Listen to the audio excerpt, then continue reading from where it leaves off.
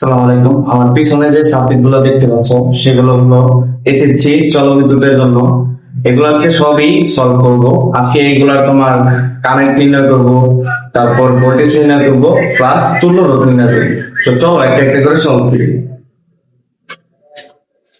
তো আমরা যদি প্রথমে এক নাম্বারটা যদি সলভ করি, এক নাম্বার সার্কিটটার দিকে একটু তাকাও। এখানে 7 ভোল্ট দেওয়া আছে, এটা প্লাস প্রান্ত, এটা মাইনাস প্রান্ত। আমরা জানি যে প্লাস প্রান্ত দিয়ে সবসময় কি কারেন্ট গুলো প্রবাহিত হয়, ঠিক আছে? তো এই দিক দিয়ে কারেন্ট যখন যাবে, এখানে একটা রোধ দেখবে, এখানে একটা রোধ দেখবে। তো এই রোধ গুলা কিসে আছে? এই রোধ গুলো আসে তোমার সিরিজে। সিরিজে থাকলে কি করতে হয়? রোধ গুলা শুধু যোগ করতে হয়, তুল্য রোধ নির্ণয় করতে হবে। আমরা যখন সিরিজের রোধগুলো যেহেতু আছে, তাহলে রোধগুলো আমরা কি করবো? যোগ করবো। তাহলে প্রথমটাকে যদি ধরি R1, পরটাকে যদি ধরি যে R2, তাহলে 10, আচ্ছা তাহলে 5 প্লাস 10 সমান সমান 15 ওহম, 15 ওহম, ঠিক আছে? তো এখানে দেখলাম সিরিজ যেহেতু আছে, তার জন্য আমরা কি করলাম? রোধগুলো শুধু যোগ করলাম। এখানে আরেকটা জিনিস চাইছে যে I equal to what? I মানে কি ভাই? I মানে তো কারেন্ট। ওই দিন আমি তোমাদের শিখাইছি I মানে কি? কারেন্ট। তো I সমান সমান একটা সূত্র আছে, I সমান সমান V বাই R। এখন এইখানে ভোল্ট কত দেওয়া ছিল? 7 ভোল্ট। 7 বাই R আমরা কত পেলাম? 15। 7 বা 15 0.47 অ্যাম্পিয়ার। খুবই সহজ। যারা নতুন আছো আশা করি বুঝতে পারছো। আর যদি আমার কথা স্পিড হয় তাহলে তোমরা কি করবে? একটু স্লোলি ভিডিওটা দেখবা, তাহলে আশা করি এটা বুঝতে পারবে। তারপর 2 নম্বর, এই যে 2 নম্বর আমরা যদি সলভ করি, 2 নম্বরে এইখান দিয়ে কারেন্ট যাইতাছে, যাওয়ার পরে এখানে আইসা দেখো যে তোমার কারেন্টটা কি তিনটা রাস্তা দেখবে, এই একটা রাস্তা, এই একটা রাস্তা, আর এই একটা রাস্তা। তারপর কারেন্ট কি এদিকে এখানে আবার চলে আসবে। এখানে মূলত আমরা বের করব যে এখানকার ভোল্টেজটা কত। ভোল্টেজটা যেহেতু দেওয়া নাই, তাহলে আমরা এখানকার ভোল্টেজটা নিব। কিন্তু ভোল্টেজ নির্ণয় করার আগে আমি এখানে দেখতেছি যে I আছে, আর এখান থেকে আমি তুল্য রোধ R নির্ণয় করব। তো যখন I আর R আমি পাবো, তখন কি ভোল্টেজ ইজিলি নির্ণয় করতে পারবো। তো প্রথমে আমি কি নির্ণয় করব? তোমার রোধগুলা কিসে আছে? সমান্তরালে। তাহলে সমান্তরালের সূত্র কি? 1/RP সমান সমান 1/R1 plus 1/R2 plus 1/R3। এখন R1 15কে যদি আমি R1 ধরি, তাহলে 1/15 প্লাস 1/3 প্লাস 1/5 1/R3। এখন আমরা এখান থেকে শুধু R3 এর মান ক্যালকুলেটরের মাধ্যমে বের করব, ঠিক আছে? তো এইগুলো ম্যাথ ক্যালকুলেটরে বের করা একদম সহজ।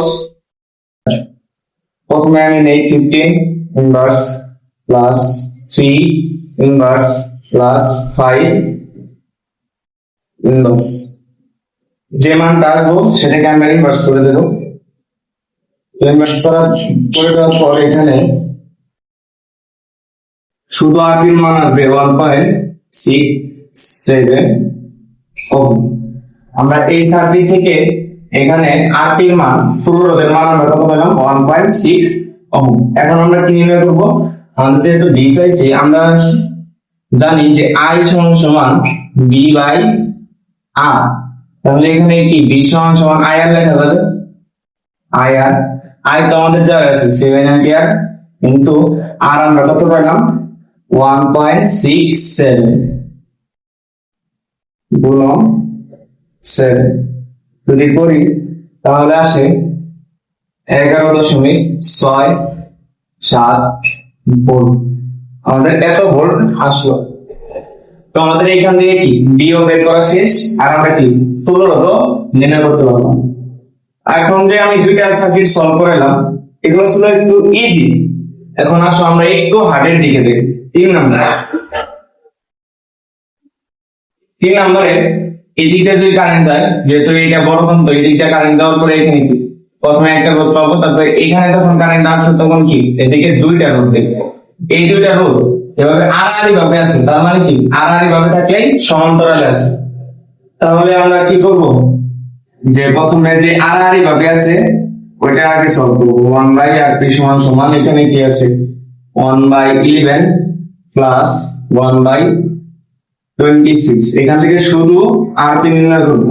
কেমনে আগে ভাবে করবো, 11 ইনভার্স প্লাস 26 ইনভার্স, যে মানটা আসবো তাকে ইনভার্স করে দিবা। তাহলে এখানে শুধু r3 মান আসবে 7.729।